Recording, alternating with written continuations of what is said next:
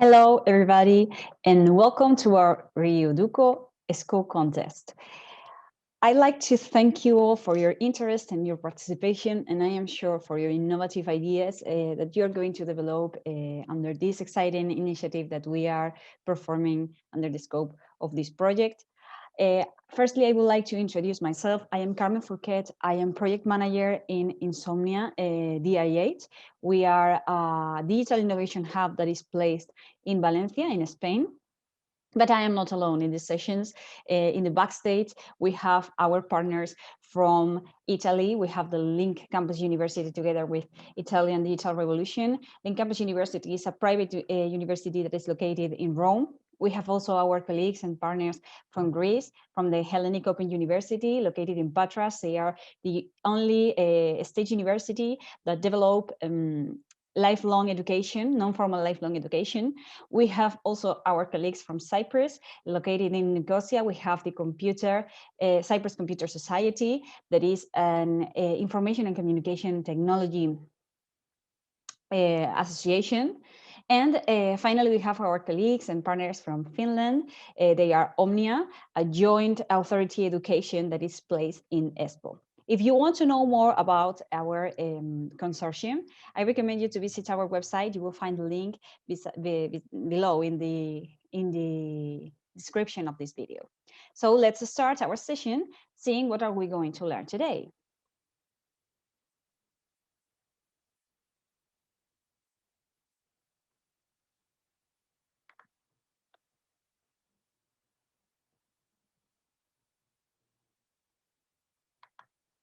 So, which are the contents of our session? First of all, I would like to talk to you about the project, just in case you have not heard about it before. After that, I will introduce you or just make a brief recap of the methodology that we are going to follow during all this training process. After that, I will introduce you, the last formal introduction will be our contest. I will explain you the objectives and the calendars that we are going to follow. And then we are going to start with the most interesting content of this session, that are the tool that we are going to use, the business model canvas. Some of you maybe know it, some of you maybe not. So I am going to introduce you this tool.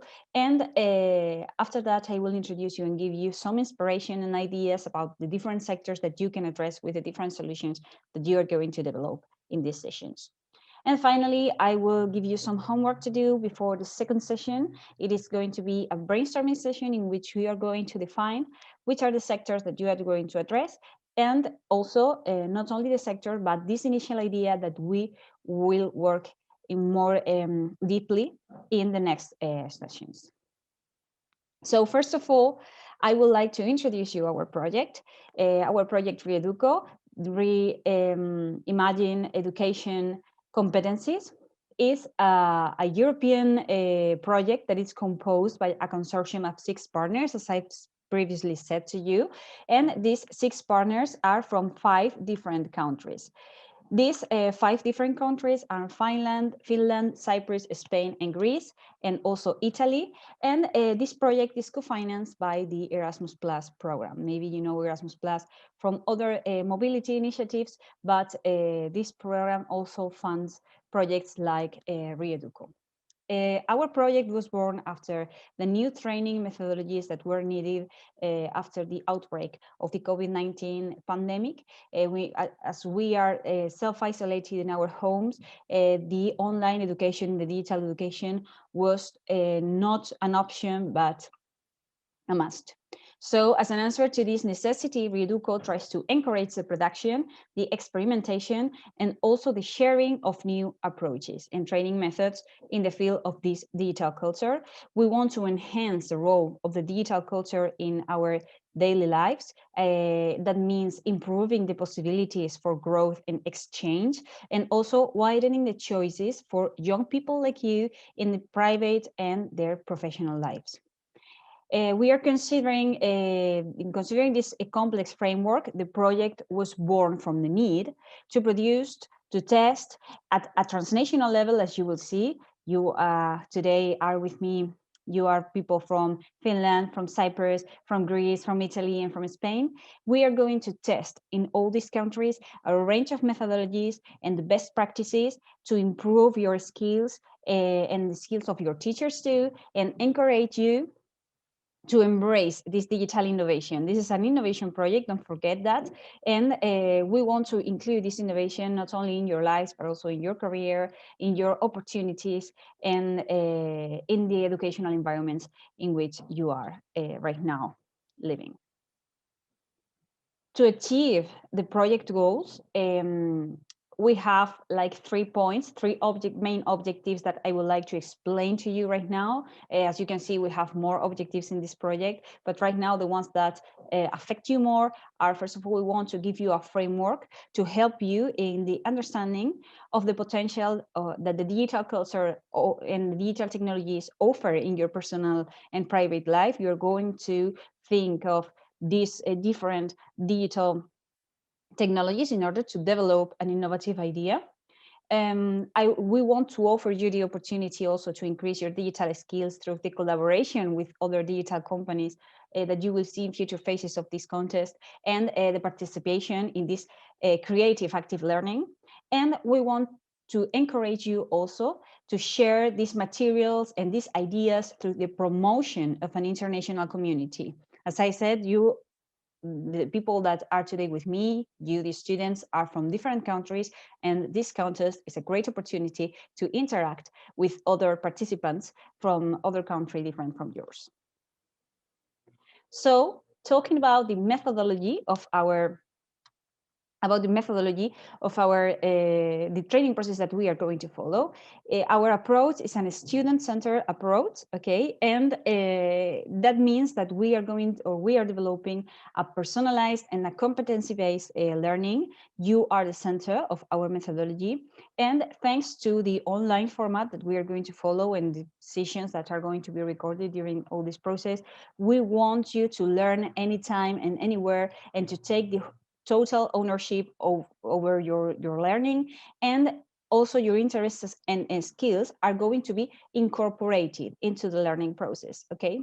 So I would like to send you a message. You are in the center of our methodology, and this is why we want to listen to what you have to say to us, okay? So don't forget that you are the starring people in this trip that we begin today. How are we going to implement these training sessions? Okay, we have 3 main roles. First of all, I would like to introduce you the role of the mentor. We are local experts that are going to help you with the development of your innovative ideas, okay? The sessions are going to be imparted in English, but you will have also the materials in your national language in order to make it easier for you to develop some concepts that maybe are more difficult than others. You will have a business model canvas template, and this is why we are going to explain the business model canvas point by point in these different sessions, and all the doubts all the doubts that you have after the sessions are going to be solved. You can write to the different contact emails that you have at the end of this presentation, and also through the YouTube comments you can write down your doubts, and we will solve it as soon as possible in order to make it easier all the development process, okay? And you will have also an asynchronous support outside the mentoring sessions. That means that your teachers, together with us, mentors, are going to help you during all the process, letting you take this your own times, and as I've said previously, to have ownership of your own learning, defining at which time of the day you would like to work on each point, and if you want to work in groups physically or remotely or whatever. The second role, or second important role that we have here, are the teachers. The teachers are your teachers, and this is a great advantage because they will support you and assist you during all the sessions, and they allow this personalized tutoring model that we have developed.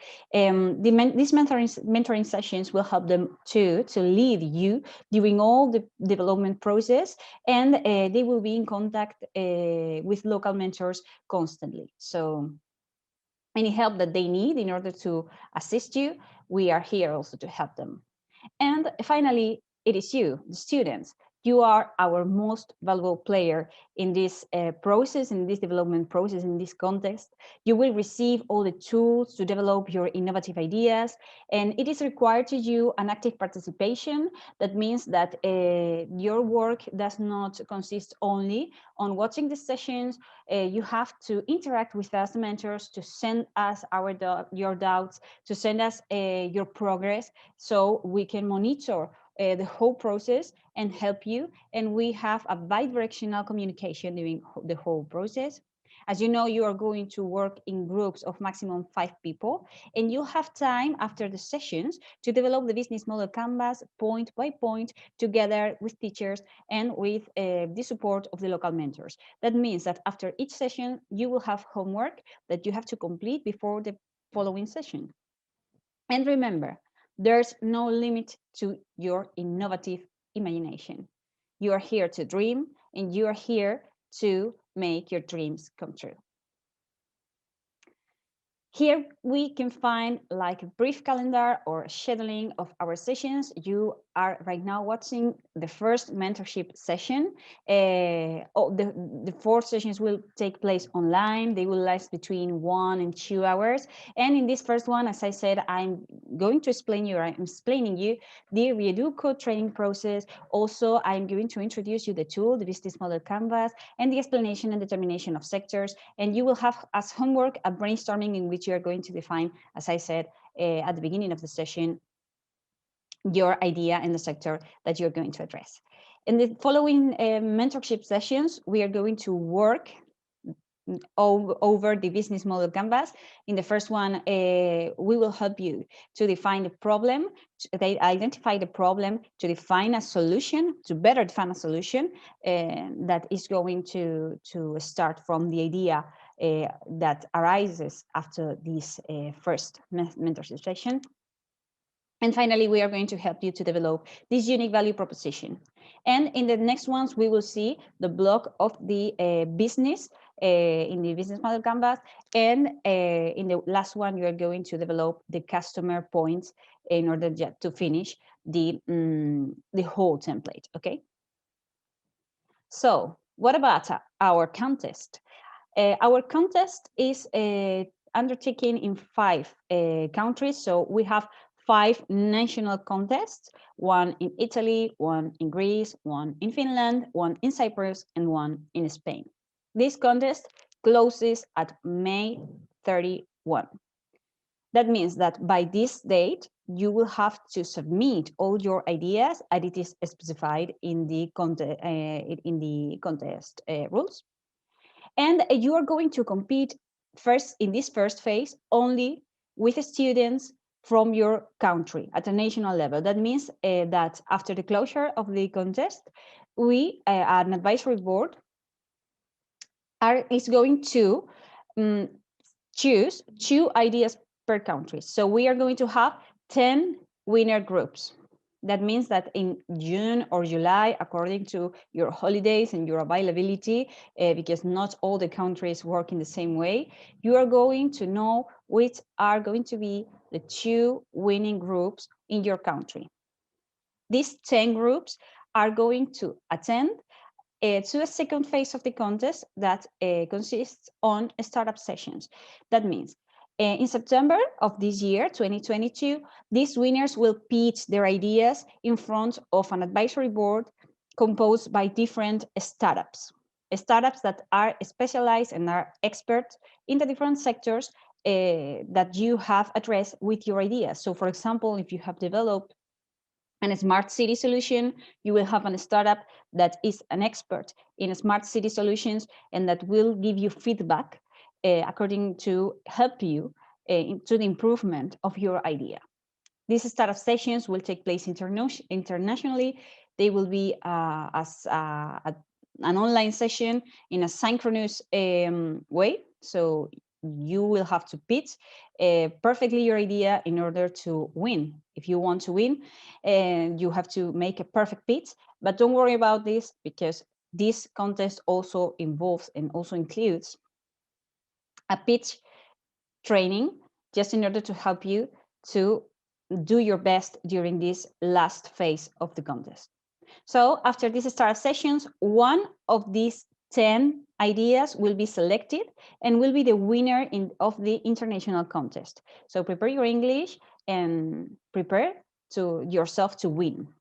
And this winning idea will receive a 3-month acceleration program after the end of the project.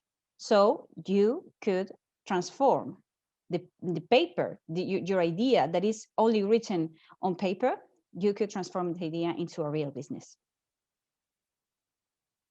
Which are the specific objectives of this contest? We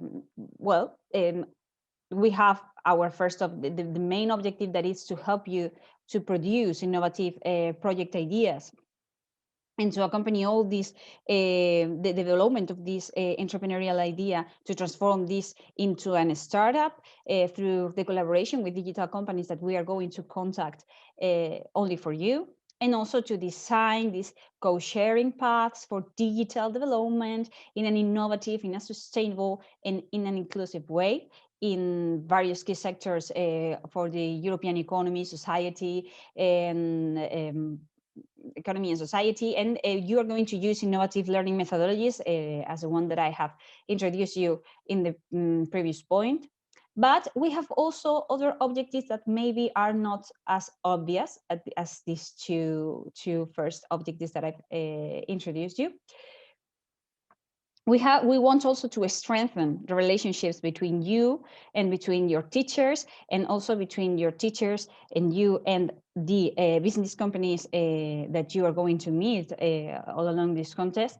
And this business part is really important. Maybe right now some of you don't see the potential of being in contact with these business companies, but in the future it will be a key player to have this relationship and this network, just to develop or to have a successful professional life. We want also to help you to develop or help you to use some tools and some apps that promote the digital innovation. We want to bring the digital innovation to you, and to enhance some skills, such as the digital skills, the entrepreneurial skills, and also soft skills, as well as to help you to develop or to enhance your project management and your teamwork skills.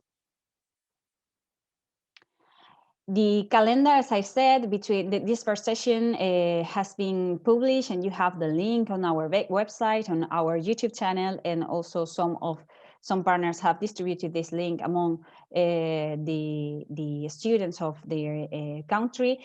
This first session is taking place in the weeks before in between April 4th and April 14th. But the next ones are going to open in a range of more or less 1 to 2 weeks. And you can see here the timing of the different sessions. And just keep in mind, please, that after each session, you will have homework that you have to finish before the next session, if you want to be adapted and to follow the rhythm of the different contents that we are going to show you. So it is time to introduce you the tool, the business model canvas. What is the business model canvas? The business model canvas is an strategic management tool that is going to help you to define your business model and your business idea. And what is the business model? Just in order to understand this definition. The business model is a document that is going to collect, to gather the first ideas that you have about your business, the business that you want to build. It includes the content of this business, which is the idea, to describe the idea, but also how you are going to structure this idea into different key factors that compose this business model, and also you are going to describe which are the actions that you are going to perform that generate added value to your idea, and not only to your idea, but also to the sector address, and also to your users and customers. And this business model is going to be used to exploit your business opportunities. It's going to help you to not lose all the opportunities that you have in front of you. Just to recap, it is like the first map of your business, and it explains the goal that you are following with your business, with the idea that you want to develop.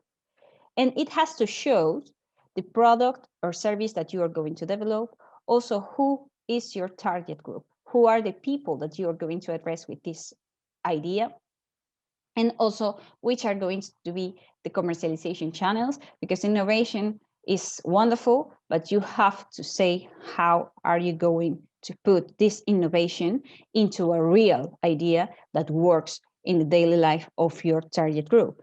And also we are going to explain you this model, this business model has to explain how are you going to earn money and to make your idea sustainable in time. And when I say sustainable, I am not meaning in terms of environment. Of course, you have to take this into account, but when I say sustainable, I am talking about how is your business going to last in time by generating this revenue stream. And why have we chosen the business model canvas? Well, because it is very simple, it is visual, and it is also effective. Here you have our tool. As you can see, it is a canvas with different points, and all these points are interrelated. The first one that we are going to see in the following sessions is the value proposition. The value proposition is what makes a difference. Just for example, think of Zara, the Spanish brand. This brand offers you clothes that are really trendy, but they are low cost, or the price is acceptable. So you can dress fashionable, but at a price that you can pay. So this is the value proposition that Zara gives to you. Then we have on the right side, the customer block. You have to define which are going to be which is going to be the customer segments. That means the customer market that you are going to address, who is going to buy or to use your idea. Then you have to define the customer relationship. This is the ways in which you are going to communicate with your customers, and what are you going to give them. If you are going to have a loyalty program, if you are going to have a physical assistance, or you are going to have only online assistance, things like that. And also the channels. The channels are the ways in which you are going to materialize this customer relationship. If you're going to have a website, or if you're going to have an app for your smartphone, or whatever. And finally, we have the revenue stream. That means we have the balance between the price we need or we have in mind and the price that the customers are willing to pay for your product or service. So you have to find the balance in order to attract customers, but also to make, as I've said before, your business sustainable. And this revenue stream should always be cost effective. And on the left side, we have the business block that we're going to be in the session 3. And in this block, you will find the key activities. That is, what are you going to do in order to reach or to meet this value proposition that you have made previously? Also, which are the resources that you need in order to implement and to develop these activities? That means not only material resources, but also human resources and non-tangible resources too. For example, if you need a specific knowledge of any specific technology, this will be something that is non-material. And finally, we have the key partners that are other actors, other companies, other people that are not working directly for you. That means this is not your staff, and or they are not using your resources, the resources you have paid for, and you have the ownership. These are, for example, a company. Imagine that you are a clothes clothes brand, and you need to distribute and to deliver to your final customers your products. So that means that you will need a logistics company to do that. So this will be a key partner, okay? And finally, we have the cost structure. The cost structure is the cost proportion assigned to each activity. That is, how much money I am going to need to pay to my human resources, or to pay for the machinery that I need for the developing of my idea, or how much money I am going to dedicate to marketing campaigns or to customer services. Don't worry about that, because we are going to see it deeply in the following sessions, but this is just an introduction in order to get you to be more familiar with this wonderful tool that, as you can see, in one page you have the idea of the whole business, and it is easy for an expert to see if your idea is going to be could be turn into a startup, or maybe it's just a crazy idea that cannot take place. This will help you not only to us to evaluate your ideas, but also to you to see if your idea makes sense. And right now, I would like to give you some ideas about the different sectors you can address. As you will know, in the contest rules, we have 4 sectors. The first one is the climate change. We have also health and well-being. We have also education, and we have also smart cities. The first one, climate change, as we know, is a reality that threatens us in every life, every form of life on our planet. So it is on our hands to reverse and to mitigate the situation that has been caused only by us, by the human being. So which are mainly the goals of the solutions that we are going to develop? Well, the goals include the mitigation of the climate change, of course, the reduction of the carbon dioxide emissions. We want also to protect biodiversity, the plants or animals, and all the resources that we have in our on Earth, for example, the water, and also the soil, and so. And if it is possible, we want to reverse this situation or to reach the climate neutrality. Okay, this is an objective that we have in Europe, in different European cities. How are we going to do that? Well, we have renewable energies. We have also alternative fuels. We have the option to recycle some resources, also to reduce the waterways, the plastic consumption, and to develop sustainable homes that generate more energy than they consume, or, for example, to develop new and alternative means of transport. And in order to do that, we have different digital technologies. For example, we know the 3D printers. With the 3D printers, we can just build something from zero in a more sustainable way. We have also the renewable energy technologies, for example, the solar panels. And we have also some digital resources to reduce paper waste. I'm sure that you know that. I'm sure that most of your teachers have told you, do not print if you don't need it. You can learn using your computer, reduce your paper waste. So this is another option, and all these digital resources that help us reduce this the consumption of paper are also a solution, or are also a tool. Artificial intelligence right now is helping us in the prediction of future climate events. Also is helping us to develop patterns and to know if we are having a routine or some habits that are damaging the environment. The artificial intelligence, together with the big data, help us in that. And then we have the industry that for sure will explain it a little bit more later.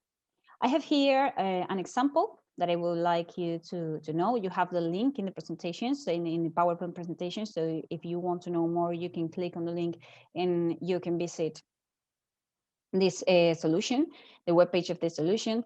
They are the positive energy homes. A positive energy home is a home that is so efficient that produces more energy than it consumes. This extra energy, for example, imagine that you have a solar panel and the whole home is electrified, okay? And this home that it is electrified supplies energy with through this solar, the energy supply is through the solar panel, for example. So you are ensuring that you are zero carbon, a zero carbon solution. And imagine that you have consumed less energy because your home is so well built that you don't need any energy to keep your home warm during winter, for example. The home itself keeps warm during winter, so you don't have to turn on the air condition or whatever. So you have an extra energy that you can use to charge your smartphone, for example, or to charge your computer, or to charge even your electrical vehicle. So as I said, there are several digital technologies that could help you or could be your inspiration to develop your ideas in case you don't have any at that point.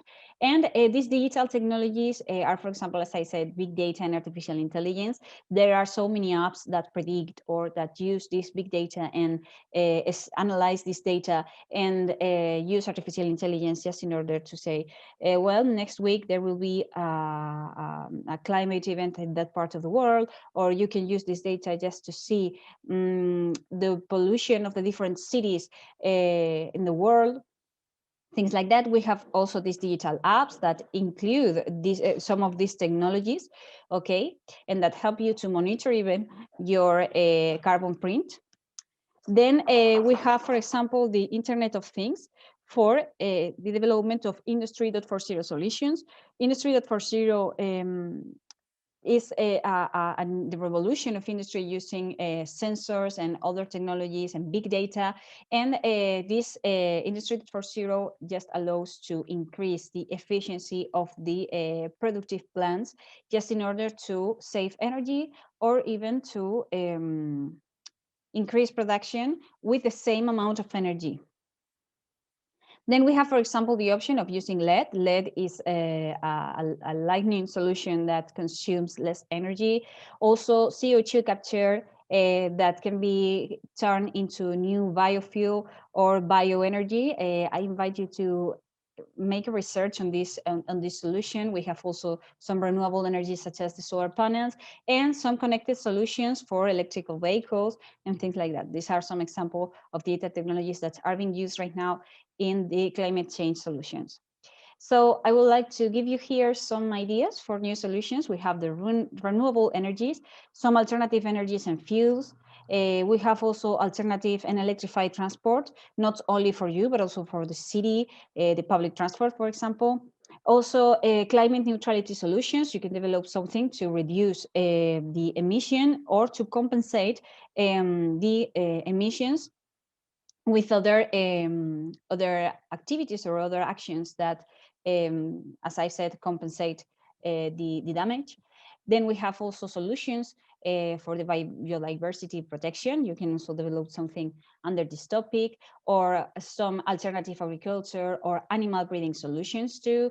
We have eco and biodegradable products, or solutions addressed to energy, water, paper, and other resources waste, and also solutions for the plastic reduction, or only for raising awareness among the population, okay?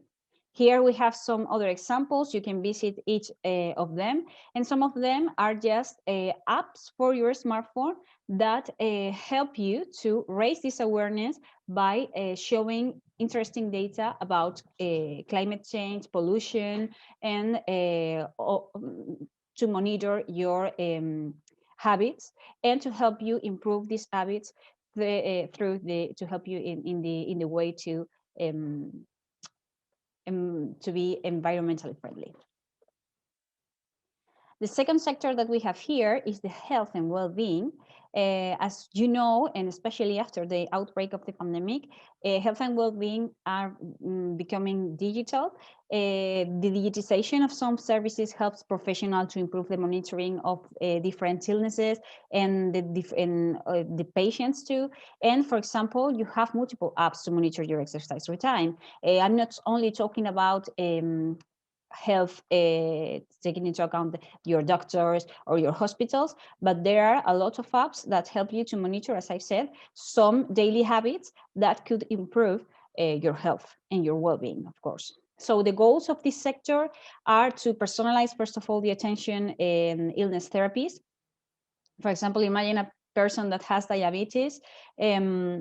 You could develop an app to help this person to monitor their illness and to personalize, not only to monitor, also to personalize the treatment that they receive. We have also as a goal the immediate or faster answer to emergencies. Imagine that you can send a notification when an emergency happens close to you, and an ambulance receives this notification and goes directly to the point at which you are located. Also predictive medicine to save costs and to save lives, of course, and that reduce the workload of doctors or people that work in healthcare. And also we want to develop solutions that are patient-centered. The digital technologies that are being used today are big data and data analytics. Also, artificial intelligence is used today in order to personalize, in order to predict, and in order to analyze this data and understand the data that we are analyzing too. We have virtual reality or augmented reality for simulations, especially surgery simulations. This is really useful. 3D printing for some devices and different, the devices that are being used in medicine. Also chatbots that reduce the workload and help the doctors to make a first filter of the possible illnesses that the patient has, and robots for surgery, and also the solutions for telemedicine. How is this being implemented? Well, we can digitalize the public medicine services. We can also develop new monitoring apps for patients and for citizens in a general context, because these monitoring apps are not only for monitoring an illness, but for example, you can monitor your exercise routine or the things that you are eating every day.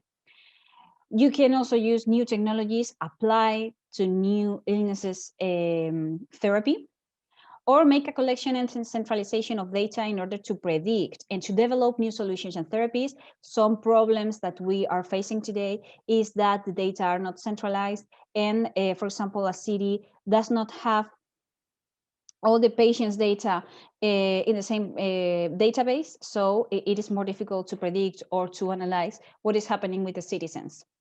Centralizing this, it's also a possible solution that you can implement. And here we have an example, MD Life. MD Life is an app, a remote medicine app that works for non-emergency issues, of course. And this app is like a marketplace of doctors in which you connect to medical and to pediatric doctors in order to analyze what is happening to you if it is not an emergency, of course. And it is also based on behavior. It's a behavioral health therapy, so it allows the personalization of treatment and to find the doctor that better suits you. As I said, we have different digital technologies. We have big data and data analytics, and also predictive analytics that use artificial intelligence. For example, we have the different chatbots that are also based, or could be also based on artificial intelligence in order to make, as I've said, this first filter. The robotics applied to surgery, the virtual and augmented reality, and also 3D printing for some medicine applications. We have also new ideas. I would like to give you new ideas for new solutions. These new ideas for new solutions include mental health.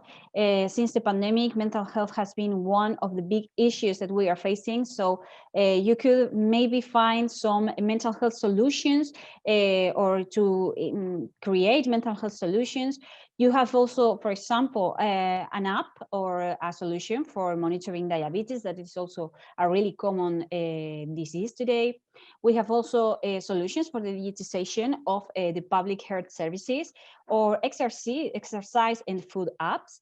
that, for example, if you want to create an exercise routine, you can also develop an app for that. Apps for good and healthy habits too. You can also focus on active aging. I also invite you to make a research of this concept. Active aging right now, it's other priority, is another priority for our society, of the European society. You can also develop a solution for chronic illnesses, or wearing medical devices that help to monitor a person and their condition or the illness condition.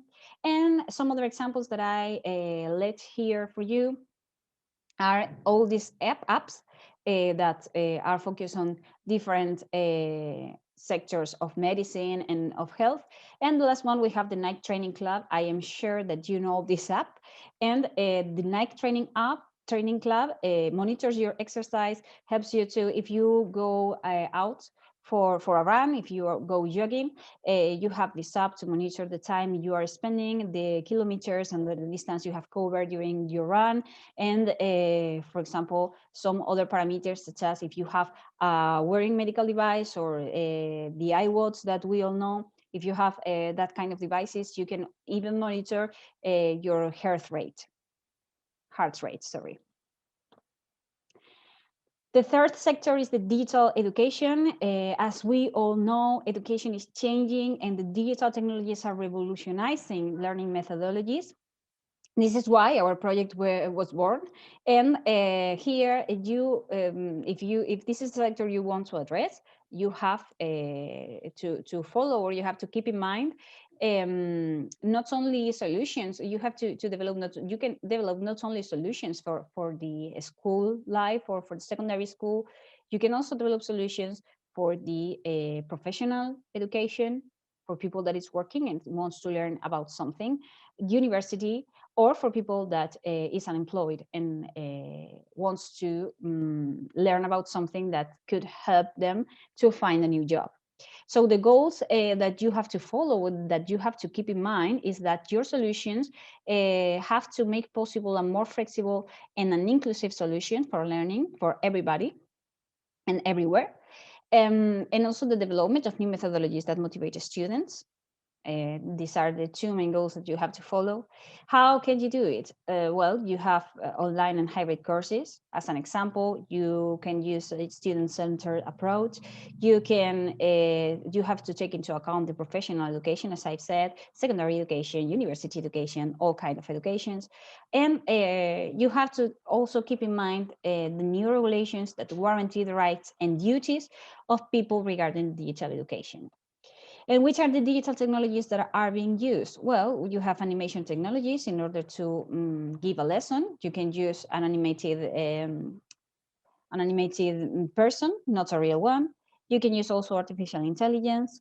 You can also virtual reality and augmented reality to reproduce a place or an object that it's not physically there, but you can use these technologies in order to help people to see a place or to see that object by using these technologies, and without the necessity of moving from their place to this another place, or to buy the object, to study, or even to reproduce places that do not exist.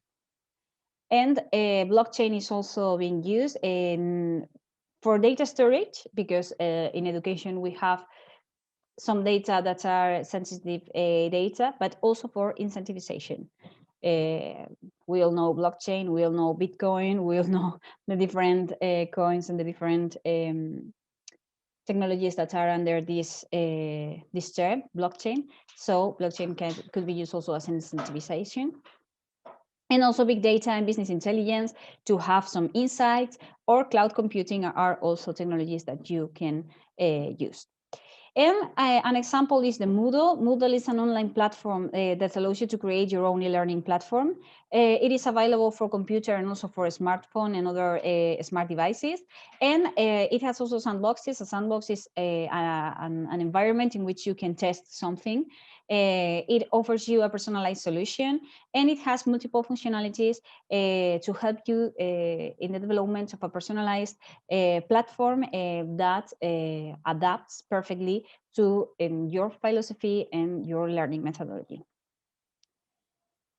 As I said, the digital technologies that you have are animation, big data, and business intelligence. Business intelligence allows you to create a screen that gathers the different results of the analytics, and that allows you to monitor KPIs and numbers. Artificial intelligence for prediction, for personalization of the education, because with artificial intelligence we can know better the person you have in front of your computer, and it will help you to personalize the experience. Also, artificial reality and virtual reality to reproduce environments that are not physically there, or objects, incentivization and data storage with blockchain, and also cloud computing, just in order to save resources. If you have all your data on cloud, you won't need a physical server or a physical device to keep all this data, and you can store it more and more data just remotely. And this is a solution that could help a lot to the educational institutions. Also, ideas for new solutions. We have some learning management systems such as Moodle, apps for learning languages. I am sure that here it is not included, but I'm sure that you know Duolingo. That is an app that helps you to learn a lot of languages. Also, online course platforms, tools for e-learning that you find and you say, okay, me as a student, I see that there's that kind of tool or that kind of resource that I would like to have, and I have not found any solution for that. Well, you can develop it. Also, gamification, it is a good resource, gamification, because it makes education funnier. And also augmented and virtual reality to learn from simulation, not only to reproduce places, you can simulate something. And as I said, for example, for surgery, there are in the previous sector, we have solutions for e-health that reproduce or that simulate a surgery, and it can help medicine students to learn without a person, just by simulation. And here you have some other examples. I've talked about Duolingo, but I'm sure you have also, for example, Coursera or Udemy or EDX, that are e-learning platforms, really prestigious and really famous e-learning platforms with a lot of courses about a lot of different topics, digital education, digital technologies. You have also business courses and things like that. And the last sector are the smart cities. A smart city is a city that uses technology to provide services and to solve the city problems, okay? For example, you can develop smart services for transportation, for public transport, or to improve the accessibility, not only to the city, but also to the public transport, or to improve the social services that the city gives to the citizens, or to promote sustainability, or to listen to the citizens' voice. So the goals are, first of all, to improve the policy efficiency. That means that if you involve and if you include the citizens in the development of the regulation, it is better because you are listening to what they need. Also to reduce the waste and the inconvenience, the water waste, the resources waste, to manage the garbage of the city, and to manage all the resources that a city needs to work, and to improve the social and economic quality, not only by developing new services, but also by listening to the needs of the citizens, and to develop the solutions that they need, not only the solutions that the government thinks they need. And also to maximize social inclusion. This is really, really important, since we are becoming more and more global, and the social inclusion is key for the quality of life and for the perfect life in a city. How can we do that? Well, we can collect data in real time about all kind of things. For example, you can have traffic information just in order to inform your citizens if there is a jam in some part of the city, of this part of the city has a fluid traffic, so you can drive in this part, or just to monitor the air and the water quality. For example, if the air is really polluted, you can also say, okay, today the air is really polluted, or we have, it happened recently in Spain, we have like a sandstorm, a sandstorm in a kind of sandstorm here, and the government said that that the recommendation was to go outside with a face mask and to stay at home in some places of the country. Also solar radiation to say if the ultraviolet radiation is more dangerous according to the season of the year. And the government could use all this information to act immediately to solve any problem. I will give you right now some examples. And the digital technologies that you can use are, for example, the sensors to monitor motion, to monitor the air quality, to monitor traffic, whatever. Also artificial intelligence to analyze this data, to predict and to anticipate to the citizens' need. Big data, of course, virtual reality and augmented reality, for example, for touristic or leisure apps. Maybe if you want to go to a museum, but you don't know if you are going to like the exposition of the museum, maybe you can use a virtual reality or augmented reality tour just to previously see what are you going to visit. And also GPS solution that help us to monitor, for example, the state of the traffic. I don't know if you have used Google Maps, and if you open Google Maps in a city, in some places, the map indicates that this place has a lot of people, or here there is a jam, and or even when you have your itinerary, and you have the route, the path you want to follow during your trip, some parts of this path are marked in red. Google knows that these places or these areas of the city are really populated at this moment thanks to the GPS. Google just detects that there are, imagine 500 GPS at this zone, and it says, okay, 500 people. Here, there are a lot of people, so I am going to inform just in order to help you to design another route or another path to go to work, for example. And here we have an example, Barcelona Smart City, a Spanish city. Barcelona Smart City has an intelligent bus network. That means that 95% of the city's residents access to a high performance bus service. It is linked to an app that shows you the different buses and the availability.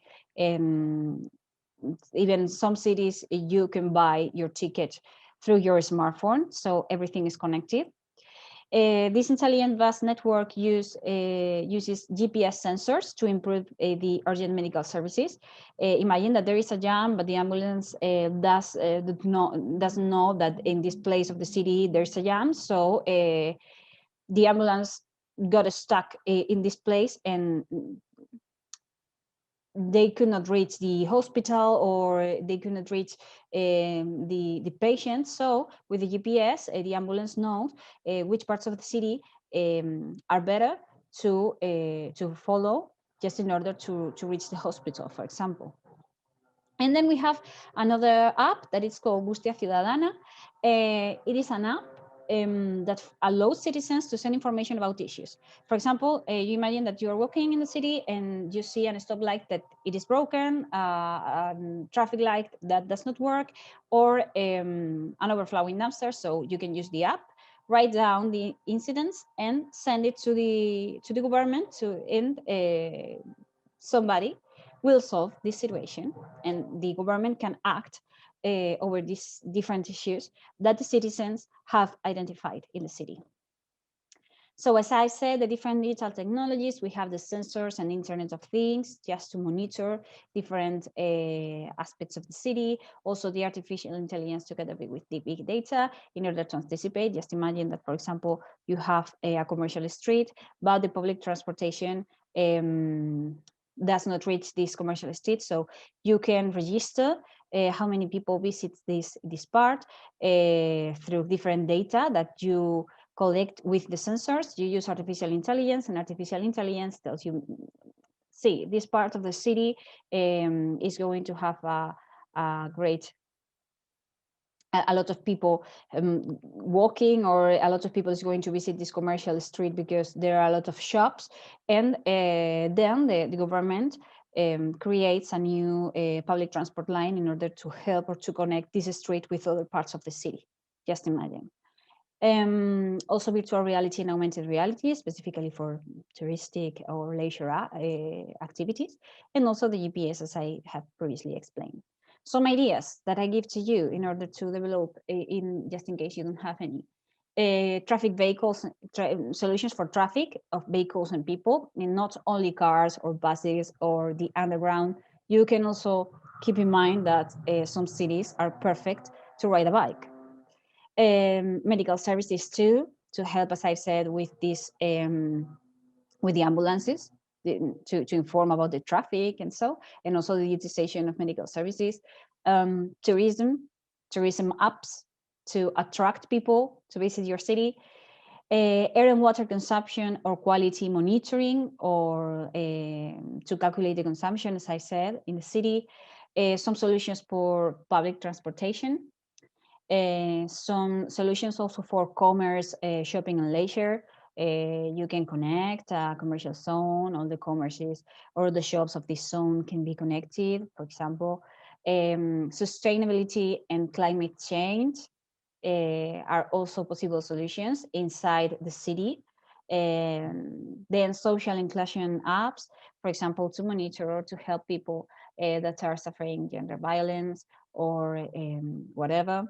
The quality of life and economy apps that will improve these two aspects in the city, or also for city services, for example, for the waste collection, for the parks, for the schools, or whatever. You have here some examples of the cities that are in your country and that have developed a smart city solution. So you have the different links you can visit and to see what is offering your country. And now it's your turn. The homework you're going to have for the next session is to working groups. You are going to develop a brainstorming session. I'm going to give you a template for that you have to fill and to deliver to your teachers, and they will send it to us just to monitor and to check that you have worked on it, and yet you have watched this video and you have learned about this video. This template just includes different points. Why have you selected this sector, for example, and you have to reflect the results of your brainstorming. And as always, your teachers and your mentors will assist you through the contact emails that you have in the end of this presentation and on our website. So these are your homework. I hope this session has been useful for you. Thank you very much for attending this first and for watching this first video, and see you in session 2. Bye.